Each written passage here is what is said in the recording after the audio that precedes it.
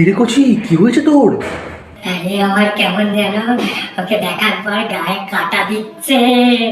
আমার কেমন যেন অস্বস্তি হচ্ছে, আমার হার্টবিট না বেড়ে গেছে, আমার না কেমন করছে, আমাকে না ডাক্তারের কাছে যেতে হবে। কোচিকে বলো ডাক্তারের কাছে না যেতে। এই বয়সে এরকম হয়ে থাকে সাধারণত হরমোনের জন্য। আসলে আমাদের শরীরে এই টেস্টোস্টেরন বা ইস্ট্রোজেন, পুরুষদের টেস্টোস্টেরন এবং ইস্ট্রোজেন সাধারণত ইন্দ্রিয় লালসা বা কামুক চিন্তাভাবনার জন্ম যোগায়। তাই জন্য এটাকে কি বলা হয়, লাস্ট হরমোন বলা হয়।